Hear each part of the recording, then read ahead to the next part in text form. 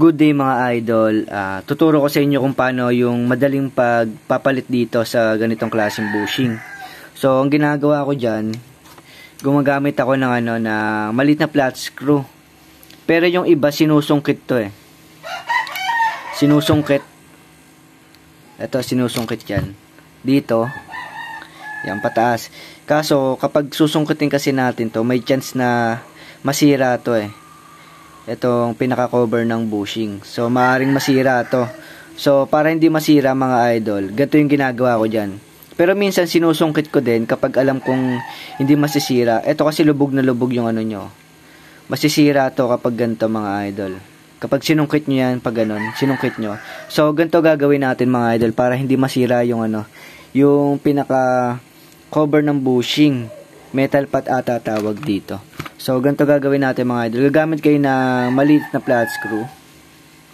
Tapos, isusum lang natin mga idol para makita nyo. So, ganito yung ginagawa ko dyan. Itong mga corona na yan, iaangat nyo yan mga idol. Para mapalabas natin yung bushing. So, yan. Naangat na natin. So, madali lang. Yan o. Sobrang dali lang. At hindi masisira yung yung naghihigpit sa bushing. Metal pot ata yung tawag dito. Comment nyo na lang mga idol kung ano talaga yung tawag dito. Pero sa tingin ko metal pot. So ito mga idol natanggal na agad natin yung bushing. So ganun lang kasimple mga idol kung paano tanggalin yung bushing. So ito, lilinisin ko lang to mga idol. Tapos ituturo ko naman sa inyo kung paano ikakabit yung bushing. At ito, paano siya mahihigpitan. Ito mga idol, ito yung bago nating bushing. Ilalagay na natin siya. Lagyan muna natin lang guys.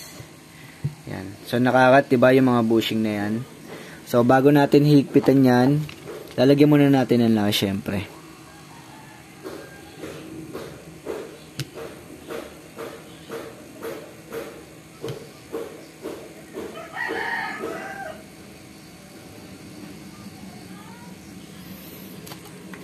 Ayan. Tayo lang natin na ma-absorb ng foam yung langis na nilagay natin. So, ayan mga idol. Ganito gagawin nyo. So, ako meron akong ganitong klaseng meron akong ganitong klaseng flat screw yan. Tapos, eto kinuha ko siya dito sa katulad nito.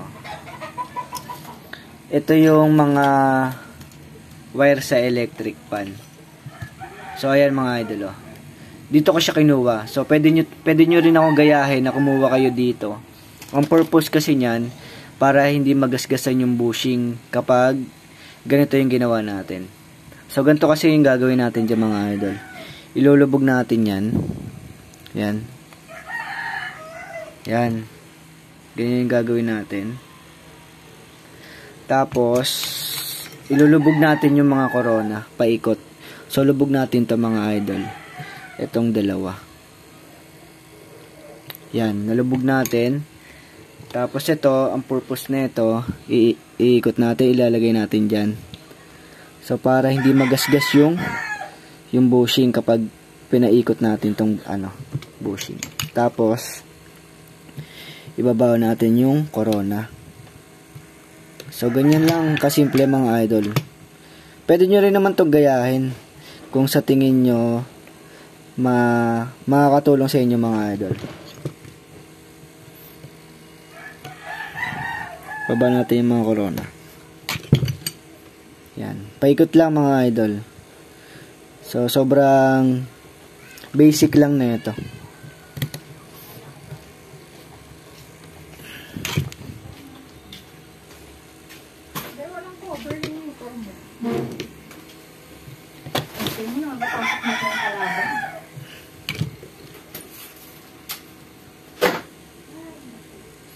Yan. Last 2. So, ito mga idol. Yan. After natin maibaba yung mga corona. Yan. Itataas naman natin siya.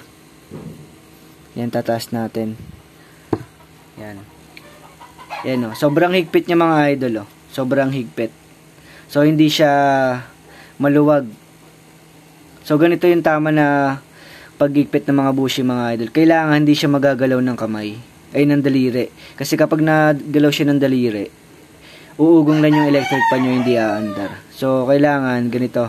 Mahigpit siya. So, sana nakatulong itong video mga idol. Yan, oh. Sana nakakuha kayo ng diskarte. At sa mga... At kung sa tingin nyo nakatulong itong video mga idol, please subscribe nyo naman yung channel natin para mas lumago pa yung channel natin. So hanggang dito na lang mga idol, maraming salamat.